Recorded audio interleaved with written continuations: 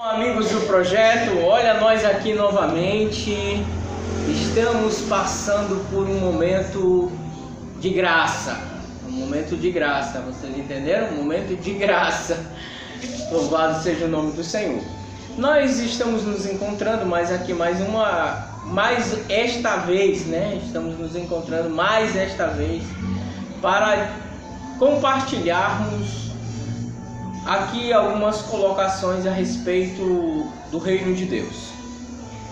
E uma das colocações que eu quero fazer essa noite é porque a igreja não consegue colocar no padrão todo mundo. Por que ainda existe pessoas necessitadas em nossas igrejas, né? É algo que é um problema sério, né?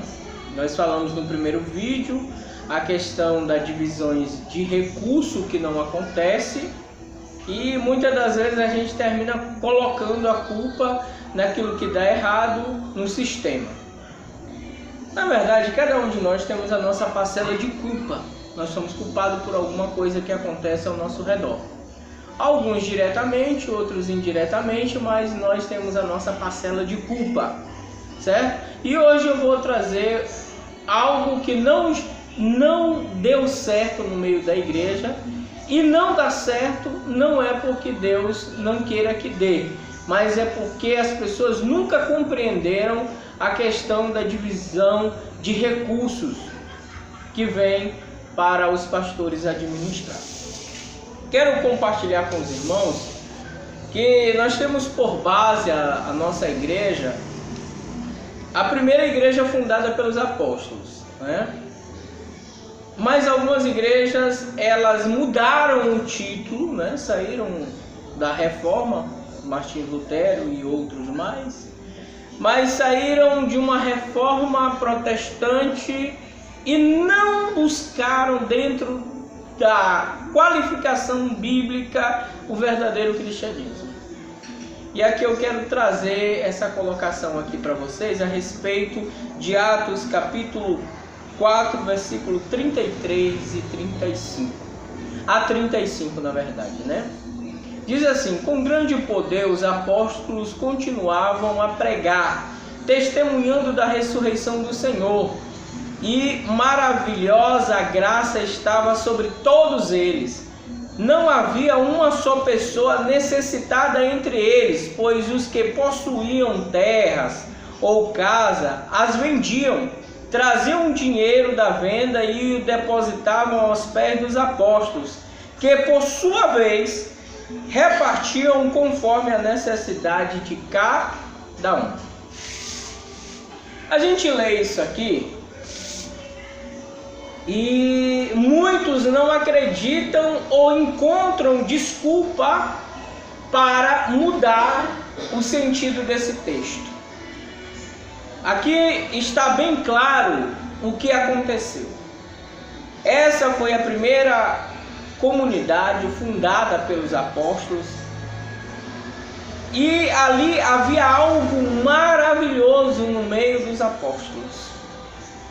Havia um mover do Espírito de Deus em ensiná-los na formação do ministério após a ascensão de Cristo. Os apóstolos, eles procuraram nos deixar exemplo em tudo. E um dos exemplos que os apóstolos nos deixaram é que a igreja de Cristo, ela não tem necessidades. É incrível como a Bíblia deixa bem claro que entre eles não havia necessidade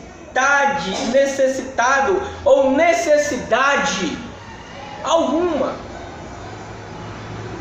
Todos eles tinham que comer, tinham onde dormir, tinham o que vestir, e eles estavam juntos no mesmo propósito, que era orar, anunciar a salvação em Cristo e ali fazer os sinais e as maravilhas para que o nome do Senhor fosse exaltado no meio deles.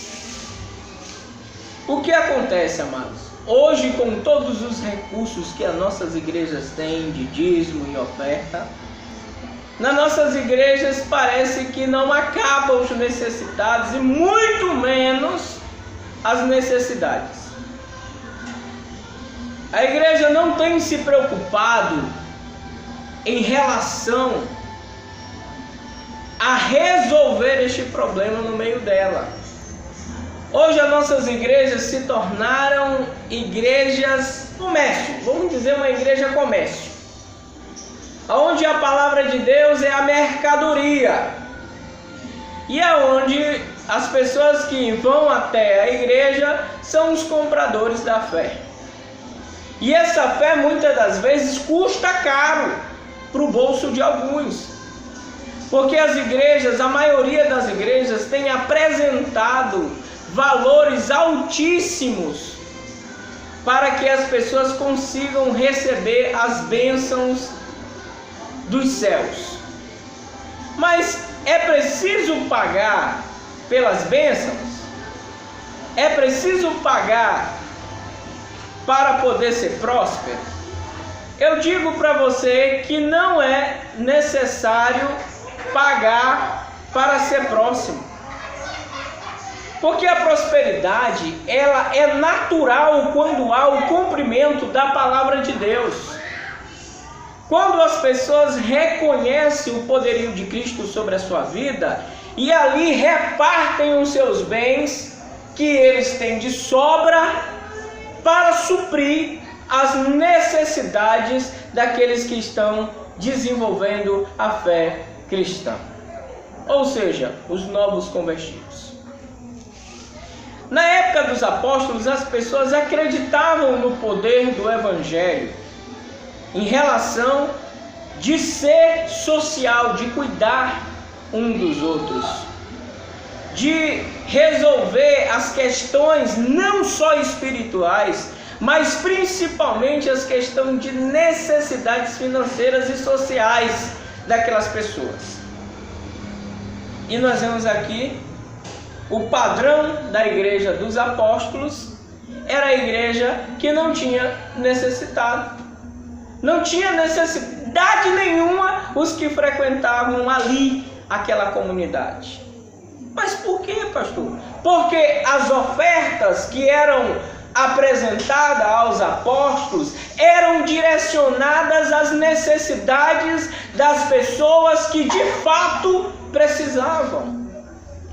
Hoje o que está havendo? Os recursos estão chegando aos gasofilácios, aos cofres, às salvas, e estes recursos eles não estão chegando até as pessoas que de fato precisam dele, né? Eles estão sendo usados para comprar carro, eles estão sendo usados para comprar helicóptero, aviões, né? Construir templos imensos. Para quê? Para mostrar poder. Poder esse que não é o poder que a Bíblia se refere, que é o poder de Deus para a salvação daqueles que nele crê. Nele quem? No Senhor Jesus Cristo. Nós estamos enfrentando tempos difíceis, aonde a igreja está preocupada em construir templos muito luxuosos, para eles mesmos ter problema com as pessoas de se aproximarem para lá, para ouvirem a palavra, para aceitarem a Jesus como Salvador. O Evangelho tem que passar deste Evangelho, né, de mercado, onde as pessoas oferecem, né, mais vantagem. Não, se tu me der isso eu te dou aquilo, se tu fizer isso eu faço aquilo. A Bíblia diz bem aqui que as pessoas que se convertiam, eles naturalmente compreendiam o Evangelho e o amor do Senhor em relação a cuidar do seu próximo. Você sabe o que é isso? Você já experimentou amar o próximo como a si mesmo. Tem gente que compra carro que nem os próprios filhos podem andar. Tem gente que tem casas de 20 quartos, 7 quartos, 8 quartos e 2 pessoas apenas. São pessoas que vivem uma vaidade sem fim. Uma vaidade sem fim, diga. Uma vaidade sem fim. Pra que isso? Tem gente que tem 7 carros e só pode dirigir um de cada vez. O resto fica tudo na garagem, acabando, enferrujando. E quantos irmãos na igreja estão passando fome? E o pior não é nem isso. O pior é aquilo que acontece dentro da casa do Senhor. Tem gente passando fome. E a igreja tem receita que dá para matar a fome de todo mundo, mas não faz. Por quê? Porque não tem administrador comprometido com o evangelho. Os apóstolos eram comprometidos, porque quando aqueles recursos entravam, o dinheiro que entravam das vendas da casa, das propriedades, e que as pessoas chegavam e colocavam aos pés dos apóstolos, eles, por sua vez, repartiam conforme a necessidade de cada um. A Bíblia chama a casa do Senhor casa do tesouro, casa de mantimento. E é verdade ou mentira? É verdade. A casa do Senhor tem recurso que dá para suprir a necessidade de todos aqueles que estão ali frequentando, porque quem está mais deposita mais, quem tem menos deposita menos, e quem não tem nada fica ali à espera de que alguém olhe para ele, se compadeça dele, segundo aquilo que a Bíblia os ensina. Mas parece que a igreja mudou só de nome, de católica para evangélica. As ações são bem parecidas em relação aos dízimos e às ofertas. Existe o Estado, Vaticano da Igreja Católica, e os evangélicos, cada um estão construindo um. Macedo construiu aquele lá, o Templo de Salomão, outros construíram outros que eu não sei o nome, mas eu quero dizer que esses templos não representam a glória de Deus. Não representa a glória de Deus, não.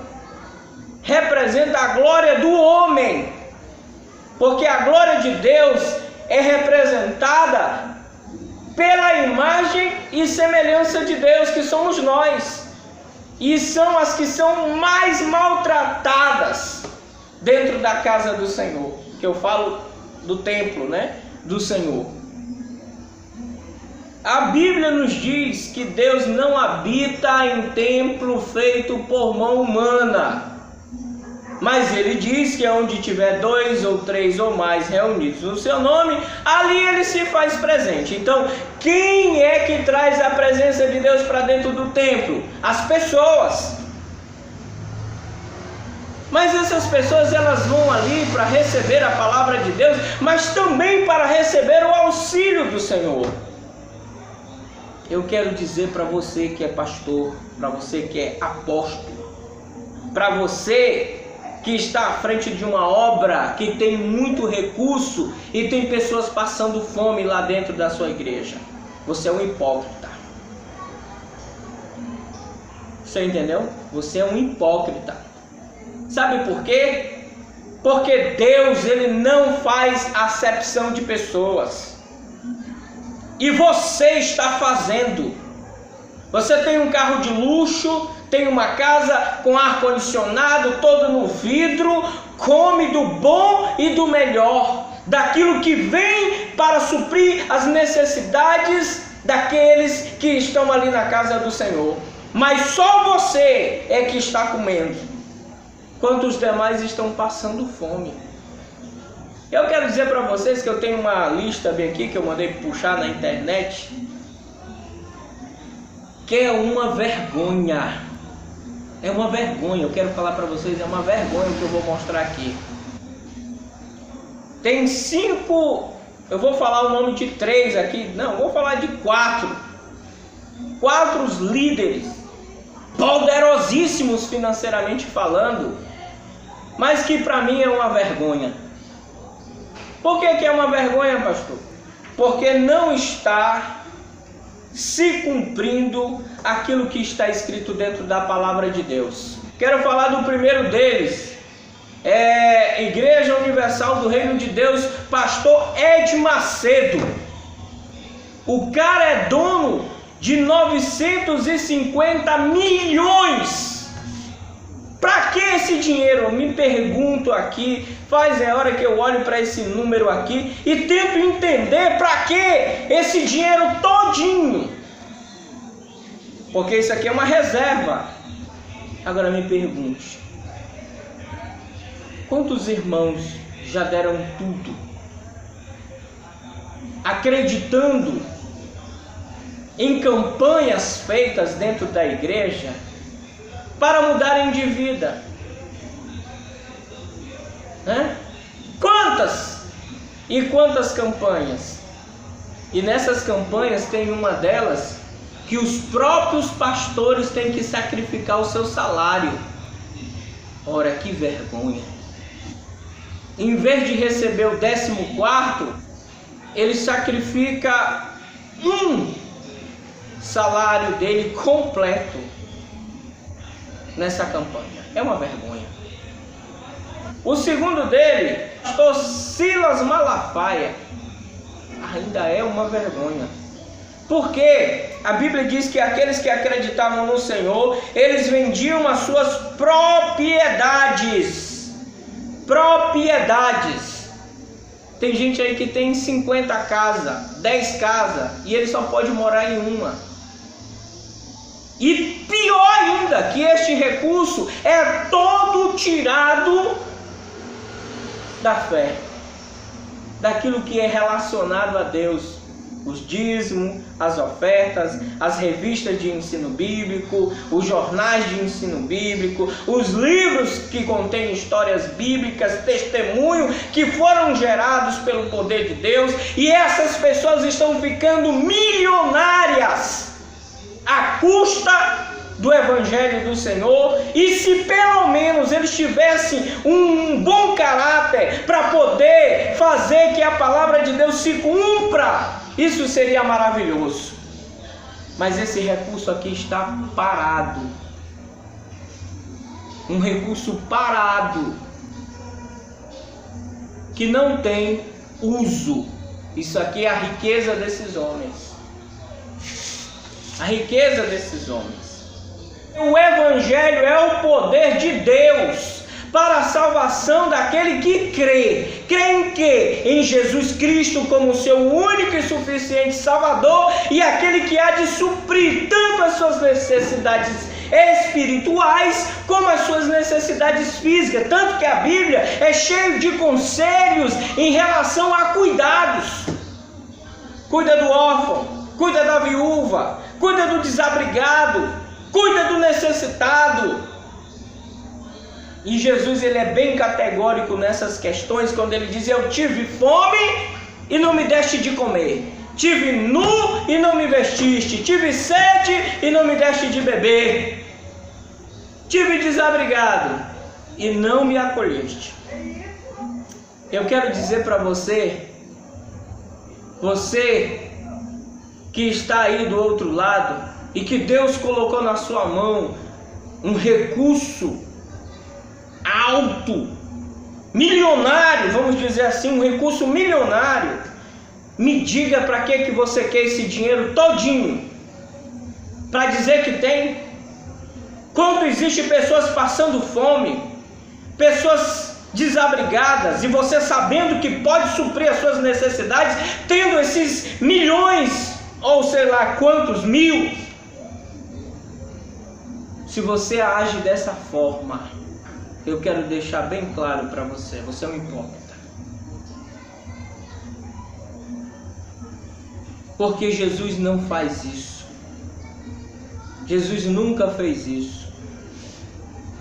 Jesus é contra o preguiçoso. Jesus é contra aquele que não tem desejo de trabalho, mas ele não é contra aqueles que precisam de ajuda. E o pior, que nós trabalhamos com o recurso que Deus nos dá. E o que é que nós estamos fazendo? Jesus colocava no coração daqueles que se arrependiam o desejo de contribuir, e os apóstolos de administrar o recurso segundo a necessidade de cada um. Deus está lhe botando milhões na sua mão, e você, em vez de fazer esse dinheiro se transformar em boas ações, você está botando na mão dos agiotas, que são os bancários.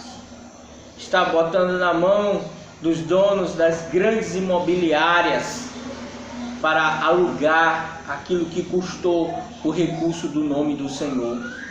Enquanto a verdadeira obra do Senhor está jogada por aí em algum canto, em alguma calçada, em alguma praça, debaixo de alguma ponte. Nós falamos aqui de 2 líderes que têm um patrimônio milionário, mesmo que eles não tivessem esse tanto de milhões aqui. Se tivesse 100 mil, já era muito. Se tivessem 10 mil, já era muito. O Senhor disse: fazei prova de mim. Mas fazer prova de mim é dando aquilo que se tem, e que não é seu, é do Senhor, adquirido pelo Evangelho, né? Pense bem. Tem outro aqui, o 5º lugar, estou falando só desses 3, né? O Macedo, o Silas Malafaia e o Estevão, né? E a Bispa Sônia Hernandes. Meu Deus, 65 milhões. 65 milhões! Jesus amado. Não me diga um negócio desse, é muito milhões. E tudo adquirido às custas da miséria. Estou falando à custa da miséria do povo mais pobre. Justamente daquele que precisa dar. Porque a maioria dos ricos, eles não doam. Não doam, não. Quem sustenta o luxo e a luxúria de certos pastores é aquele pobre, porque acredita em tudo. Acredita que de fato ele está contribuindo para o reino de Deus, e na verdade ele está contribuindo para algumas pessoas seletas serem milionárias. Que vergonha. Eu estou envergonhado disso. Eu quero deixar bem claro que ainda há uma solução. Se entregue ao Senhor e divida esses milhões, transformando a obra do Senhor, que são as pessoas, em pessoas melhores. Tire ela da situação de miséria, independente que elas sejam cristãs ou não. Mas eu acho que dentro da igreja de vocês, dentro das nossas igrejas, existe muita gente necessitada que pode ser acudido. Uma vez eu parei na rua, vi uma irmã chorando. Eu perguntei o que ela tinha acontecido com ela. Ela disse: não, eu fui pedir para o meu pastor o dinheiro para minha conta de luz, que já estava no corte, que o rapaz disse que ia me dar até pela tarde, a oportunidade de pagar a conta para que ele não cortasse a minha energia. E eu corri o pastor. Irmãos, a igreja lá no mínimo tinha uns 400 membros. E o pastor mandou eu vir no final do mês, sendo que o rapaz ia cortar a energia pela tarde. Agora eu pergunto: cadê a palavra do Senhor? Que a minha casa será chamada casa do tesouro, e que a minha casa é para mantimento. Cadê? Aquela irmã saiu decepcionada. Mas ela não saiu decepcionada com Deus. Ela saiu decepcionada com aquele homem que era para ser de Deus, que para mim não é de Deus. Que a primeira obra de Deus foi morrer pelo homem. Ele disse: eis que eu vou vos preparar lugar, casa, para que onde eu esteja, estejais vós também. que o homem quer riqueza aqui, ó. Milhões, milhões, milhões, milhões e milhões. Tudo à custa do poder de Deus, da misericórdia de Deus e do amor de Deus. E quanto isso, aquilo que é para ser de Deus, ser cuidado, ser zelado, ser protegido, está aí ao relento. É uma vergonha. Eu quero encerrar nesse momento esse vídeo.